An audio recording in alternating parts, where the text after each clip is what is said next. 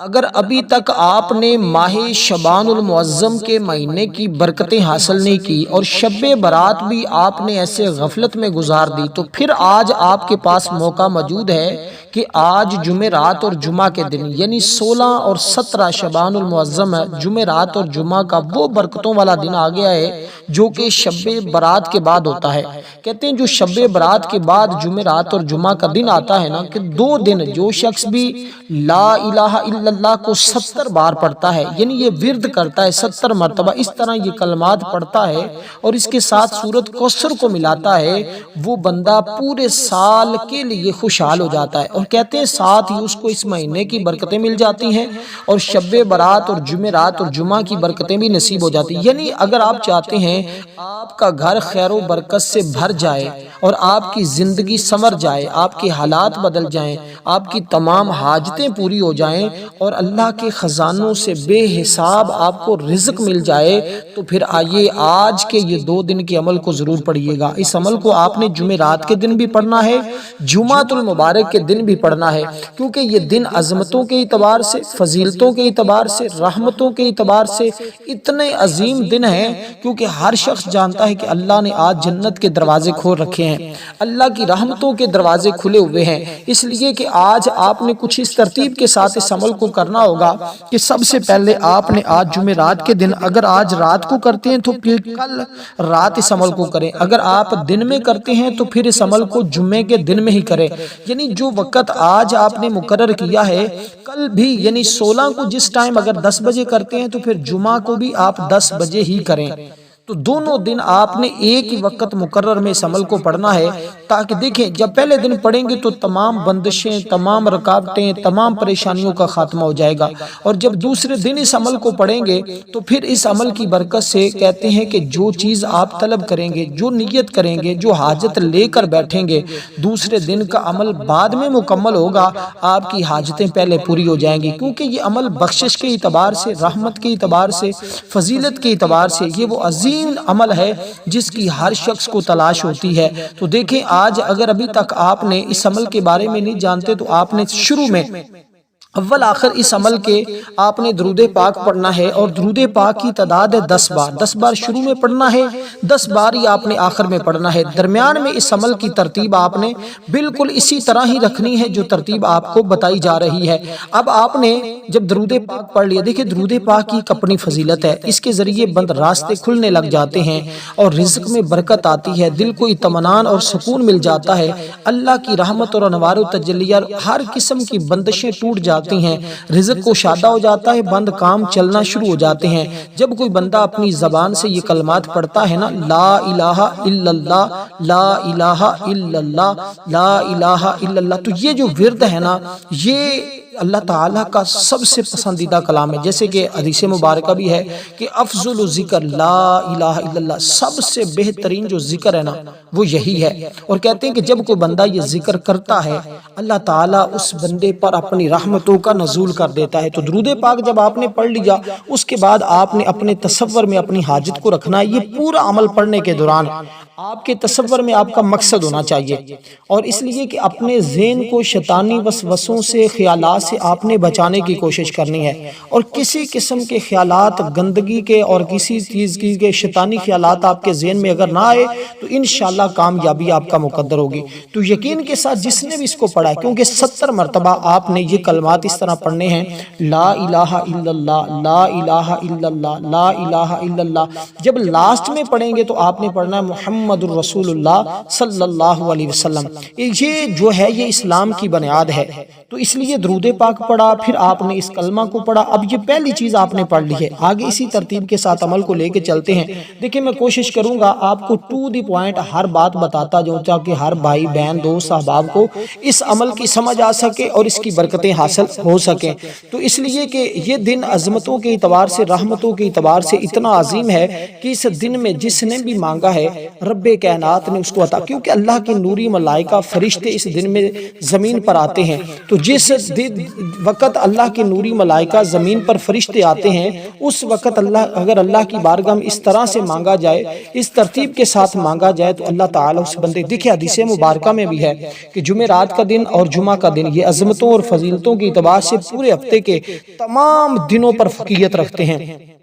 یعنی اگر مجھ سے کو پوچھے نا کہ ہفتے کے اندر سب سے عظمت اور فضیلت والے دن کون سے ہیں، تو میں یہی کہوں گا جمعرات اور جمعہ کا، کیونکہ حدیث پاک میں بھی آقا علیہ الصلوۃ والسلام نے فرمایا کہ جمعۃ المبارک کے دن کو سارے دنوں کا سردار دن کہا گیا، اور یہ خاص حضور علیہ الصلوۃ والسلام کو عطا کیا گیا، اور جمعرات کا دن یہ حضرت آدم علیہ الصلوۃ والسلام اور آپ کی قوم کے لیے تھا، اسی طرح جیسے کہ ہفتے کا دن جو ہے یہ حضرت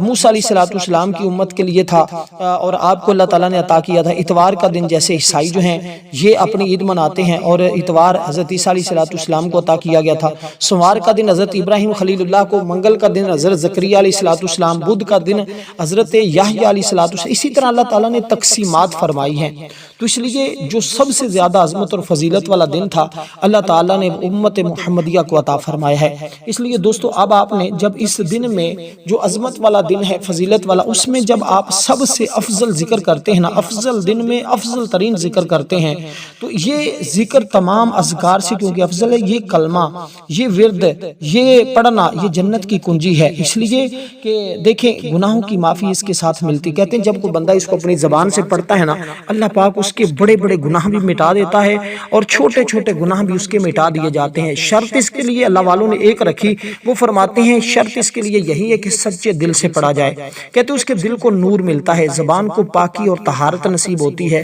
روح کو طاقت مل جاتی ہے، اس کا ورد ایمان کو تازہ کرتا ہے، شک اور وسوسے دور ہو جاتے ہیں۔ جو اس کو پڑھے گا اللہ تعالیٰ اس کے دل سے خوف کو بھی نکال دے گا۔ یہ کلمہ رزق میں وسعت، زندگی میں برکت لاتا ہے۔ دیکھیں شیطان اس کلمے سے جلتا ہے اور پڑھنے والے سے دور رہتا ہے۔ ہر مشکل میں یہ کلمہ اللہ کی مدد کو کھینچ لاتا ہے۔ تمام انبیاء کی دعوت یہی تھا، زبان سے ادا ہونے والا سب سے عظیم کلمہ یہی کلمہ ہے۔ قبر میں سوالات کے وقت بھی یہ روشنی کرے گا اور نجات کا ذریعہ بنے گا۔ میزان عمل میں یہ کلمہ میزان میں سب سے زیادہ بھاری ہوگا، جس کا آخری کلام یہ ہوگا نا وہ جنت میں داخل ہو گیا۔ اس لیے ریا، حسد، تکبر اس کلمے سے ختم ہونے لگتا ہے۔ اس کلمے کے ساتھ مانگی گئی دعا کبھی رد نہیں ہوتی۔ جب عمل کے ہم ابتدا میں اس کو پڑھتے ہیں تو وہ عمل بھی اللہ کی بارگاہ میں مقبول ہو جاتا ہے۔ دل بے چین ہو، سکون نہیں مل رہا، یہ کلمہ سب سے بڑی دعا ہے۔ اللہ اس کلمے سے محبت کرتا ہے، جو اس کو پڑھتا ہے اللہ تعالیٰ دنیا اور آخرت میں کامیابی اور بھلائیاں اس کو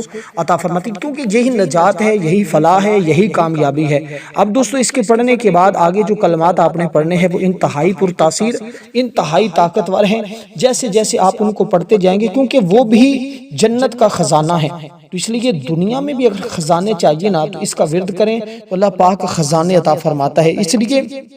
اس کو جس نے بھی پڑھا ہے اللہ تعالیٰ کی، کیونکہ اس نے وحدانیت کا اقرار کر اور اس کے ساتھ ساتھ اس نے اللہ کی طاقت کا بھی اظہار کیا کہ میں کمزور ہوں، اللہ ہی سب سے زیادہ طاقتور ہے، کیونکہ اس کا مطلب ہے یہ بندے کو اللہ پر مکمل بھروسہ سکھاتے ہیں یہ الفاظ، کیونکہ یہ جب آپ پڑھتے ہیں نا تو اس کا مطلب ہوتا ہے نہ کوئی طاقت ہے نہ کوئی قوت مگر اللہ کے ساتھ، میری سانس چلتی ہے تو یہ بھی اللہ کی عطا سے ہے، میرا جسم حرکت کرتا ہے یہ بھی اللہ کی عطا سے ہے۔ دیکھیں رسول پاک صلی اللہ علیہ وسلم نے فرمایا جنت کے خزانوں میں سے یہ ایک خزانہ ہے، اور فرمایا جو یہ پڑھتا ہے اللہ اس کی کمزوری کو طاقت میں بدل دیتا ہے۔ اس لیے پریشانیوں کا علاج یہ کلمہ غم اور فکر کو ختم کر دیتا ہے، شیطان سے حفاظت ہو جاتی ہے، کیونکہ شیطان اس بندے سے دور بھاگنے لگ جاتا ہے۔ مشکل وقت میں یہ کلمہ اللہ کی مدد کو بلاتا ہے۔ تو آج آپ مشکل میں ہیں، آج آپ پریشانی میں ہیں، آج آپ دکھ میں ہیں، آج آپ مصیبت میں ہیں، آج جو بھی غم ہے، جو بھی پریشانی ہے، اس کے پڑھنے سے اللہ پاک دور فرما دے گا، کیونکہ یہ پڑھنے سے گناہ مٹا دیے جاتے ہیں۔ تو اس لیے کثرت سے پڑھنے سے رزق میں وسعت آتی ہے، اس لیے دل بے چین ہو تو اس کو چین اور سکون بھی آ جاتا ہے۔ اس لیے دوستو خوف اور ڈر اس کلمے سے ختم ہو جاتے ہیں۔ یہ کلمہ بری نظر سے بچاتا ہے، اس لیے اللہ اس کلمے کے ذریعے شفاعت عطا فرماتا ہے۔ اگر کوئی بیمار ہے تو وہ بیماری کا ارادہ کر لے، اگر کوئی مقروض ہے تو قرضے کی نیت کر لے، اگر کوئی بے روزگار ہے تو روزگار کی نیت کر لے۔ مطلب دنیا کی کوئی بھی حاجت ہے، کوئی بھی تمنا ہے، کوئی بھی آرزو ہے بس آپ نے اس کی نیت کرنی ہے۔ دیکھیں نیت اعمال کے لیے شرط ہوتی ہے، انما الاعمال بالنیات، تمام اعمال کا دار و مدار کس پہ ہے؟ نیتوں پہ۔ اگر نیت درست ہے تو عمل کے اندر کامیابی ہے، اگر نیت درست نہیں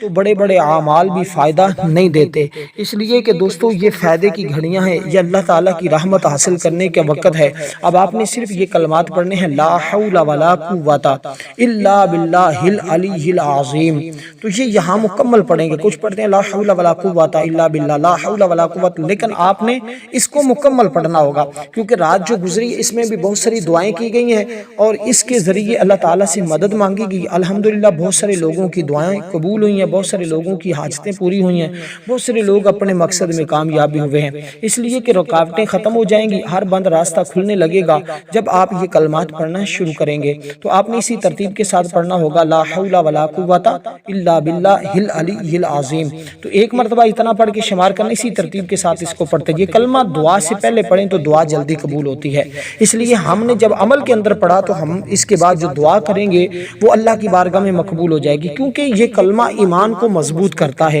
قبر بھی اس بندے کی روشن رہتی ہے، دنیا بھی اس کی روشن رہتی ہے، کیونکہ یہ جنت کے دروازے کھلوا دیتا ہے،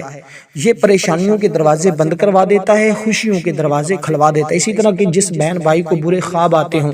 یہ پڑھنے سے برے خواب بھی دور ہو جاتے ہیں، اور اس کلمے سے پڑھنے والے کا مدد اللہ پاک بن جاتا ہے۔ دن رات اس کو پڑھنے والا کبھی بھی ناکام نہیں ہوتا۔ تو اس لیے آج اس کو پڑھ کے دیکھیں، پھر اس کی طاقت اور تاثیر مجھے آپ خوب بتائیں گے، کیونکہ یہ جس نے بھی پڑھا ہے نا، ہر سال لوگ اس دن کا انتظار کر رہے ہوتے ہیں کہ شب برات کے بعد جو جمعرات اور جمعہ کا دن آئے، ہم اس میں اس طرح اعمال کر کے، اس طرح اللہ کی عبادت کر کے اللہ کی رحمتیں اور اس کے خزانے حاصل کر لیں۔ اب اس کے بعد قرآن کریم کی ایک عظیم، اب اس کلمے کو آپ نے صرف اور صرف دوستو مختصر سی تعداد ہے، آپ نے 41 بار پڑھنا ہے۔ اس کے بعد اگلی تسبیح سنیے گا، یہ چند قسم کی تسبیحات ہیں جو آپ نے پڑھنی ہے، تو جس میں کلمہ بھی موجود ہے، جس میں سورۃ کوثر بھی موجود ہوگی، تو اس لیے اس کے ساتھ جب باقی تسبیحات کو ملا کے پڑھتے ہیں تو مزید اس کی تاثیر اور طاقت بڑھ جاتی ہے۔ اب قرآن کریم کی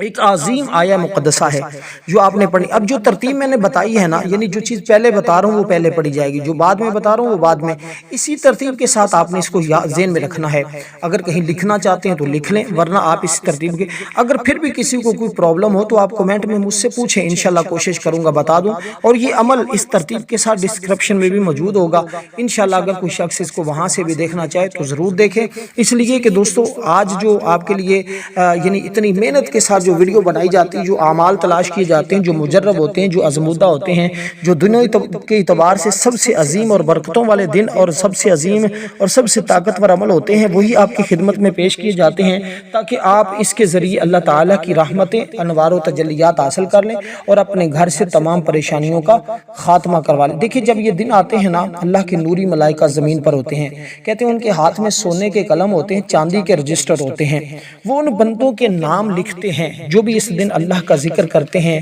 اللہ کی عبادت کرتے ہیں۔ تو وہ اگر آپ ان فرشتوں کے ہاتھ اپنا نام لکھوانا چاہتے ہیں، اللہ کے مقرب بندے بننا چاہتے ہو، تو پھر آؤ اس دن کو اس ترتیب کے ساتھ گزاریں، اور ان 2 دنوں کو خدا را غفلت اور سستی میں نہ گزاریے گا، ورنہ بہت بڑی برکت سے آپ محروم رہ جائیں گے۔ دیکھیں اللہ تعالیٰ نے نا حدیث مبارکہ میں ایک فرشتہ پیدا کیا جو عرش کے نیچے کھڑا ہے، اس کے 40,000 سینگ ہیں، ایک سینگ سے دوسرے سینگ تک درمیانی فاصلہ 1000 سال کی مسافت کے برابر ہے، ہر ایک سینگ پر 40,000 فرشتوں کی صفیں ہیں، اس کے چہرہ سورج، اس کی گدی پر چاند ہے، اس کے سینے پر ستارے ہیں۔ جب جمعہ کا دن آتا ہے تو وہ اللہ کے حضور سجدہ کرتا ہے، سجدہ کی حالت میں کہتا ہے، یا اللہ تو محمد مصطفیٰ صلی اللہ علیہ وسلم کی امت کے ہر اس شخص کو بخش دے جس نے نماز جمعہ ادا کی۔ اللہ فرماتا ہے میرے فرشتوں گواہ ہو جاؤ، میں نے ہر اس شخص کو بخش دیا جس نے نماز جمعہ ادا کی۔ تو جس نے نماز جمعہ کے دن اس عمل کو پڑھا، لا الہ الا اللہ کو پڑھا، انا اعطیناک الکوثر کو پڑھا، لا حول ولا قوت کو پڑھا، تو دیکھیے یہ جو ترتیب اور یہ جو طریقہ کار بتا رہا ہوں۔ اب آپ نے جب کلمہ طیبہ کو پڑھا ہے، اس کے بعد آگے جو تسبیح پڑھی ہے آپ نے، اس کے بعد آپ تیسری تسبیح جو آپ نے پڑھنی ہے، یہ بڑی اہم ہے، یہ قرآن کریم کی ایک آیہ مقدسہ ہے، اور یہ وہ آیہ مقدسہ ہے جس کے ذریعے قرآن کریم کا آغاز ہوتا ہے، اور یہ وہ تسبیح ہے جو اللہ تعالیٰ کا سب سے پسندیدہ کلام ہے۔ اور یہ جنتی جنت میں چلے جائیں گے نا، تو جب آپس میں گفتگو کریں گے تو جنتیوں کا کلام بھی یہی کلمہ ہوگا، تو اس لیے اس کا مطلب ہے تمام تعریفیں اللہ کے لیے ہیں جو ساری مخلوق کا پالنے والا ہے، جو سارے جہانوں کا پالنے والا ہے، جو سارے جہانوں کا رب ہے۔ رب کہتے ہیں پالنے والے کو، اس لیے اس کے اندر تمام تعریفیں اللہ ہی کے لیے ذکر کریں گے۔ تو یہ کلمہ شکر، عاجزی اور محبت سکھاتا ہے، یعنی یہ آیہ مقدسہ جو ہے نا، اس کے اندر اگرچہ الفاظ میں یہ بالکل مختصر اور چھوٹی سی ہے، یہ ہر بچے کو یاد ہوتی ہے، ہر بوڑھے کو یاد ہوتی ہے، اس لیے یہ عمل ہر کوئی کرے، بچہ، بوڑھا، جوان، جو بھی جو امتحانات دے رہے ہیں، جو کہیں جاب کر رہے ہیں، جو کہیں کسی کام میں مصروف ہیں، جن کے پاس کاروبار نہیں، معاملات جن کے ڈسٹرب ہیں، جب اس عمل کو پڑھیں گے الحمدللہ بہترین انعام اور اجر پائیں گے۔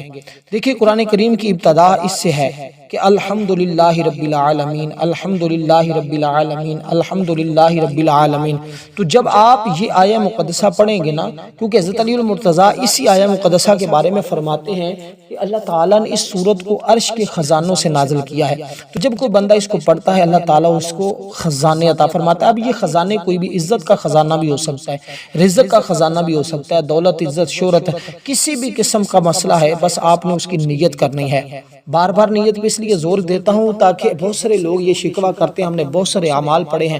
بہت سارے وظائف کیے ہیں، لیکن ہمیں ان اعمال کی وہ تاثیر نہیں ملی، وہ طاقت نہیں ملی جو بیان کی جاتی ہے۔ تو میں کہتا ہوں جب آپ اس کی ترتیب، اس کا طریقہ کار پر عمل کرتے ہیں، پھر آپ اس کو صدق دل کے ساتھ اسی وقت میں کرتے ہیں اور ہلکی سی خوشبو لگا کر قبلہ کی جانب منہ کر کے پاک صاف ستھرا جگہ پر بیٹھ کر کرتے ہیں، تو پھر آپ کبھی بھی کسی عمل سے مایوس نہیں ہوں گے، کیونکہ عمل کے ذریعے ہی کامیابی آپ کا مقدر ہوگی۔ دیکھیں یہ